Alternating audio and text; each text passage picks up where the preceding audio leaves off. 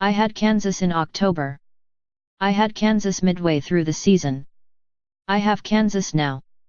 The TCU loss, Josh Jackson didn't play in the game, doesn't scare me.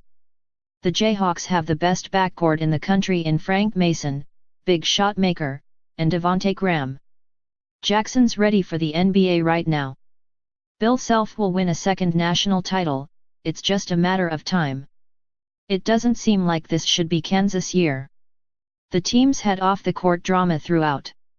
Injuries have shortened the bench. It's only 10th at KenPom. But I will not bail on the team I picked from the start, which rightfully has a 1 seed. As for my other picks, you'll notice some ridiculousness. Just fade me as fast as you possibly would like. I'm hell-bent on going for Wichita State into the second weekend because the Shockers were jobbed in their seeding and will play as angry as they ever have. Rhode Island in the Elite Eight? Hey, why not have a little bit of fun? You seeing what I'm doing with Oklahoma State and SMU too? Probably regrettable, but oh well. Hey, as long as the tournament's fun, that's all that matters. After toppling North Carolina, I'm picking Kansas to finish off its championship run by upending a Duke team that's playing its best basketball of the season right now.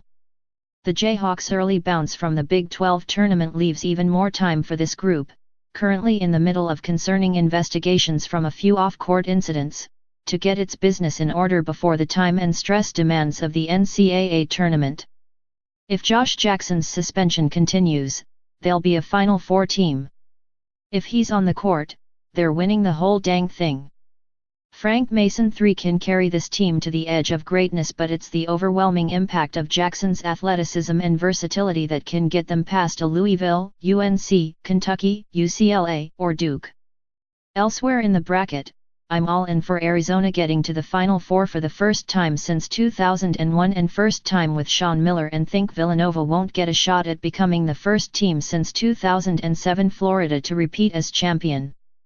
The Wildcats can manage the first weekend, but beware of Virginia Tech and Buzz Williams, but I don't think they make it out of New York. Duke started the season as the #1 team in the polls because they have the best talent and the best coach. However, there were a lot of road bumps along the way. Injuries to nearly every key player at one time or another, and even an injury to coach Mike Krzyzewski stunted the development of this team.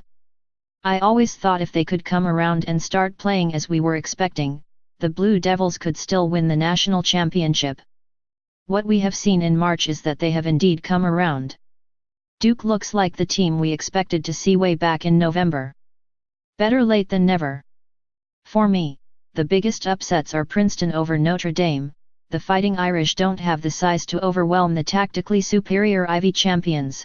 UNC Wilmington over Virginia. The Seahawks feature the third best offensive rating in the country and will have learned from their near upset of Duke last March.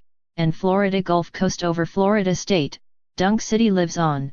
The Seminoles struggle away from home, and Miami over Kansas in the second round.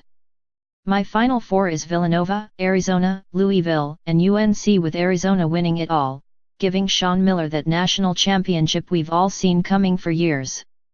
The Pac-12 has image problems. Its games are on too late. There are more confirmed UFO sightings than folks who watch the Pac-12 network.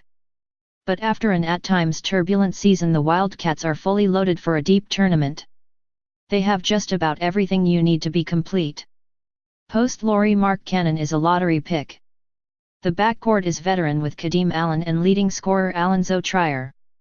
Sean Miller and the Wildcats have a lot to make up for after a first-round loss to Wichita State. The previous 3 years Arizona at least reached the Sweet 16. This is a national program with an elite coach, Sean Miller. There's nothing wrong with going with the hot team. The Wildcats tied for the Pac-12 title and won the conference tournament. And you probably weren't able to stay up late enough to watch much of it.